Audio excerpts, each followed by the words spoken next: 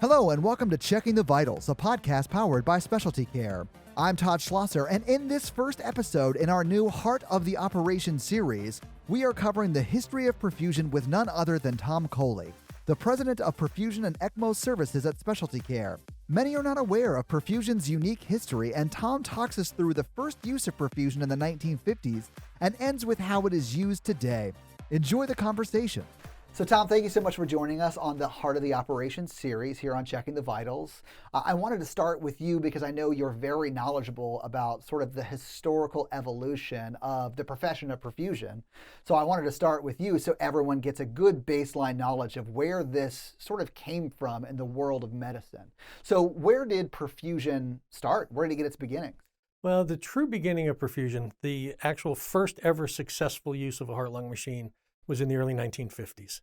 So Dr. John Gibbon out at the University, Thomas Jefferson University in Philadelphia. Oh, yeah. One of our accounts. Yeah. That is still an account today. You're clearly very proud of that. I am very proud of very proud of the fact that it is still one of our accounts. It wasn't when he did that, but that was prior to our days in the business. But Dr. Gibbon was the first one to use a heart-lung machine on a patient, reported. Mm-hmm. The first one to have a successful outcome on a heart-lung machine.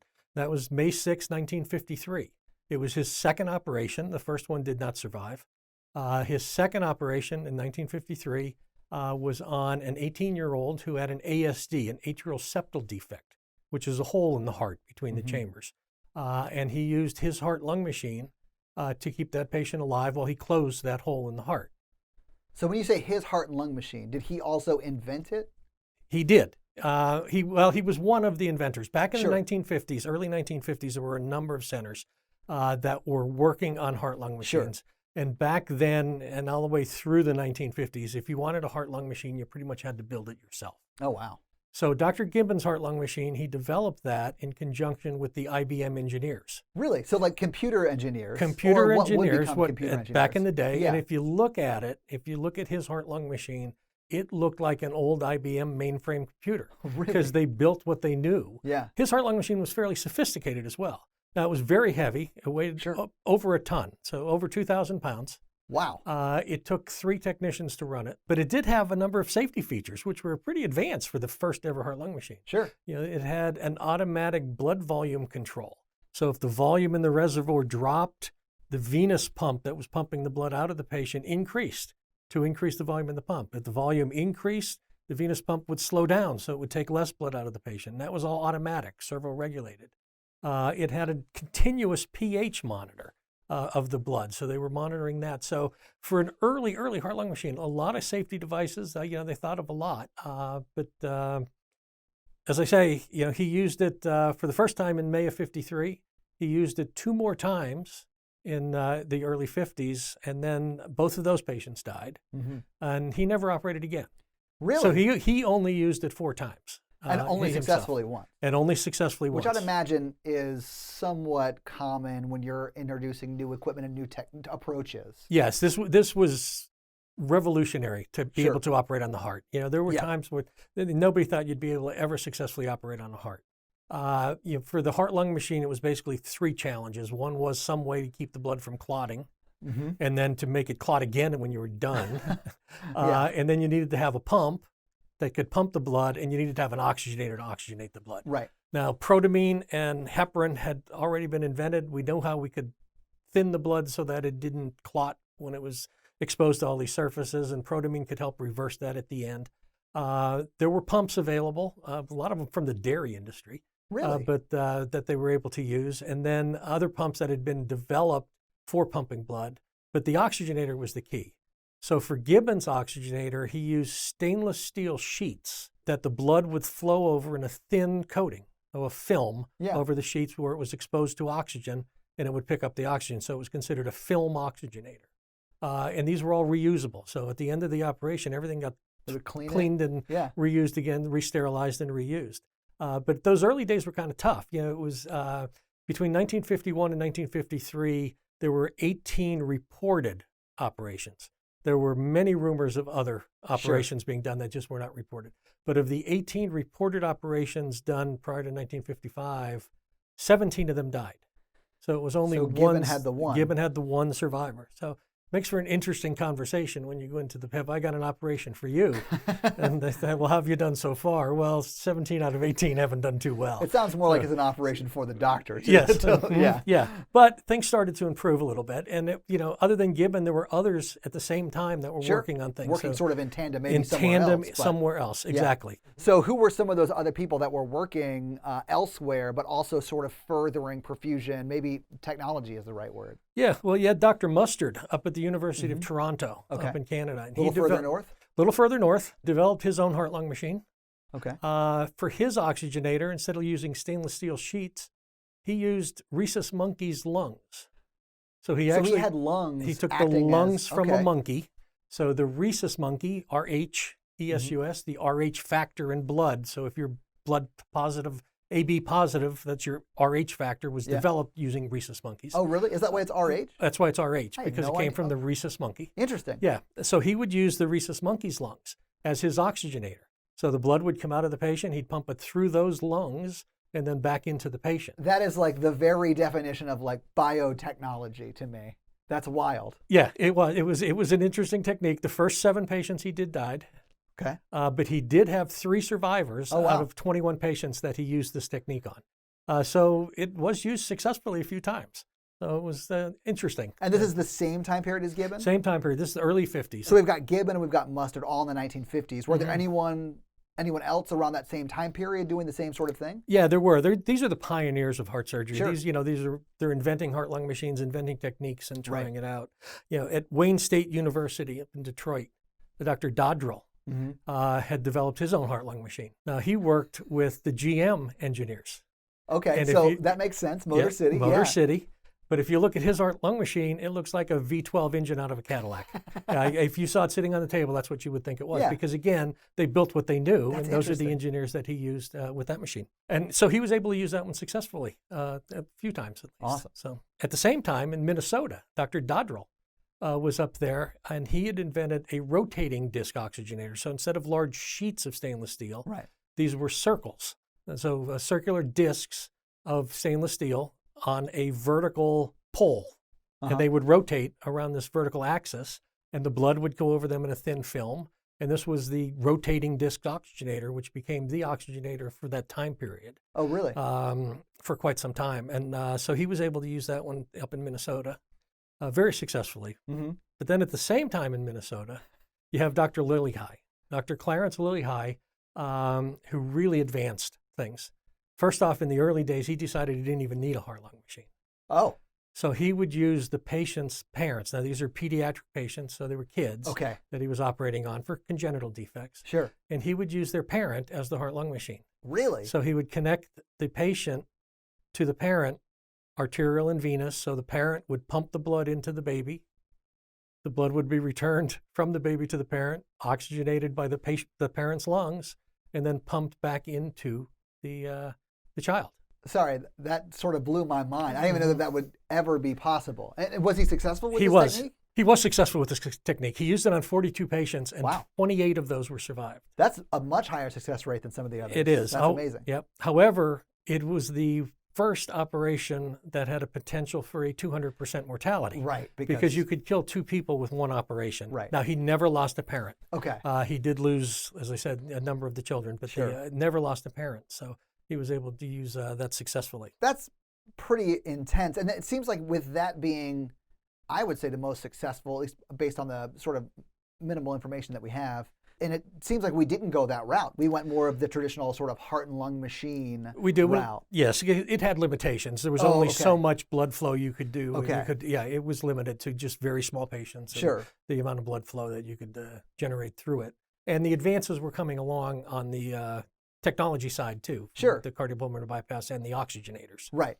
So what are some of those advances that came along in that realm? And again, in 1955, working with Dr. Lillihei, there was a gentleman by the name of Richard DeWall who was working, as I said, Minnesota with Dr. Lillihei, working on an oxygenator.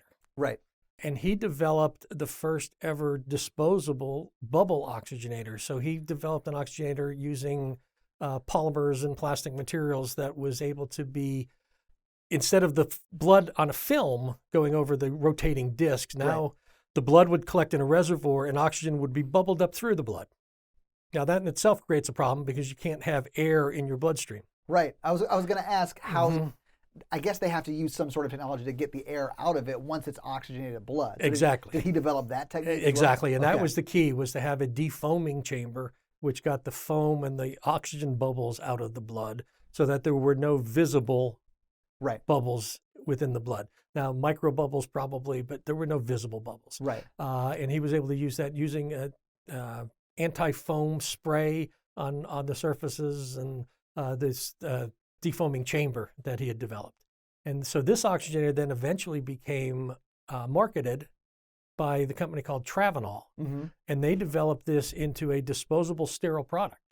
It had great results. It was inexpensive. Right. And great results for the time. Sure. So compared to anything else that was out there. So it became a very popular oxygenator. Is that sort of the, I guess, technology that we use today, like maybe more an advanced version of that today? No, not quite. Oh. We haven't gotten to today's yet. You know, the bubble oxygenator was used through the late 50s and the 60s. Okay. Actually up until the early 80s. Oh, we were still using. Now the technology was changed and improved on. Yeah. It became a hard shell rather than, his was a bag. Oh, and okay. They developed it into a hard shell oxygenator, and they were used successfully through the 60s, 70s, and as I say, in the early 80s. In the early 80s is when the hollow fiber membrane oxygenator was developed. Okay. And the hollow fiber membrane oxygenator is similar to the oxygenators we use today. So that's still the type of technology that's being used. Again, improved and changed, and we've had a number of other improvements in the coatings that are put on that so that the blood interface doesn't damage the blood as much, and you don't have the those issues. But for the most part, we're using hollow fibers today. So you look back, you know, we started in the 50s, so it hasn't been that long ago. The profession's a fairly young profession. It is, yeah. It wasn't until the 1960s you could even buy a Heartlung machine. You had to build it yourself. And then it was the 1960s before the first commercially available oxygenator came out that was reusable, or not reusable, but disposable. Actually, it was disposable and inexpensive and able to be used. And that's what spread cardiac surgery. Having that oxygenator was the key, because now it became less complicated and they had better results by having that oxygenator available. So that's what allowed more and more surgeons to start getting into cardiac surgery, who helped develop and improve on all the different techniques from perfusion. So we've talked a little bit about sort of the evolution of oxygenators over, you know, the course of time with advancing technologies. What else has sort of advanced inside the machine itself to make it safer and, you know, increase patient outcomes? Yeah, well, the pumps itself have improved. Sure. The earlier pumps were displacement pumps. So they would basically squeeze the tubing through a roller head and then propel the blood forward that way, which are still used in some cases today. The tubing has been improved. The coatings on the tubing has been improved. The pumps they have developed centrifugal pumps, which are more gentle on the handling of the blood and are better to get less reaction of the blood with the new pumps and the new coatings on the tubings. So those are the major, and then safety devices. You know, there's many more safety devices today than there ever was. Sure. And then techniques, you know, the blood management techniques using smaller circuits. And the size of the circuits have come down. You know, that early Travenol oxygenator was huge. You see a picture of it, there's a perfusionist standing next to it, and it's as big as he is. Oh, wow. And that would take blood in order to prime. So you had to fill that with fresh blood so that you didn't hemodilute the patient by giving them too much IV solution. This is the disposable bag oxygenator that you talked about? Yeah, okay. So there were some hospitals reported that they wouldn't start their operations until mid to late morning because they had to get enough fresh blood. So they couldn't use bank blood. You know, they had to use fresh blood in order to prime all that extra space inside that oxygenator. Sure. And there have been some reported that they would do that by going to the local prisons. And they would, again, this is the 1950s. Yeah. So they would go to the local prisons and they would just line up some of the prisoners and collect the blood. And once they had enough blood for the heart operation, then they could go back and do their heart operation. Wow. So I'd imagine you have to get the right blood type, though, right? Yes, you still had to get the right blood type. You had to match and cross-match the blood. Sure. So that it was the right blood type and you didn't have any issues with that. again, a lot of blood being used back then, a lot of blood that was lost. So the techniques on that have improved tremendously, right. along with the size of the circuits. The circuits have come down considerably in size. Right. So there's less hemodilution to the patients, and the patients do much better that way. There's much less blood being used in cardiac surgery today than ever before. That's when you say blood being used, because essentially you're using the patient's blood, right? Do you mean blood also, loss? Yeah, blood loss and okay. bank blood. So there's a couple of different factors. One is blood loss. The other is the hemodilution. They get a lot of fluids. Yeah. And the smaller circuits have improved on that. But there's still a requirement for blood from the blood loss and the hemodilution. So bank blood is used. Okay. So by shrinking the size of the circuits and improving on those techniques, we're able to limit and greatly reduce the amount of blood that is required. Right. So clearly we've glossed over a lot of history in 15, 20 minutes. I'm sure there's a lot out there about this, that if someone's really interested in more than just the highlights, they can go research that, I assume. Yeah, there are a lot. There are a lot of papers written on the evolution of cardiopulmonary bypass, the evolution of cardiac surgery, the history of cardiac surgery. There are volumes. There are books that are written on it. I tried to hit highlights of some of the more interesting and colorful episodes from the past in the profession, but there's a lot that I've missed. Sure. I've just tried to hit the highlights of the more interesting pieces. One thing I would feel remiss if I didn't ask is, I'd assume success rates for patient outcomes has gone up quite a bit since the 1950s. Oh yes, yeah. We're no longer losing 17 out of 18 patients. Right. No, mortality rates has dropped down into the low single digits. Yeah. It's become a safe and effective operation. It's amazing. Even in the 50s, the first perfusion machine had safety nets built in. You said 2 or 3 of them, and I'm sure the safety nets built in on the new machines, I'm sure they have a lot more safety protocols than that. Well, that plus the surgical techniques have improved. The technology on the oxygenators, it's the same. It's a hollow disc oxygenator, but it's been improved on greatly over the years. And as I said before, the coatings and the other things that are used. So it's a lot of its technology and a lot of its technique that have made the improvements. Well, excellent. Well, thank you so much for taking the time to explain sort of where perfusion has been and sort of where it's going to be going. I appreciate it. No problem. Thank you, Todd. I appreciate it. Thank you for listening to Checking the Vitals. If you enjoyed the content we provide, please leave us a 5-star rating and review. It really does help people find the show. And make sure you subscribe so you hear our interviews with healthcare innovators every Monday.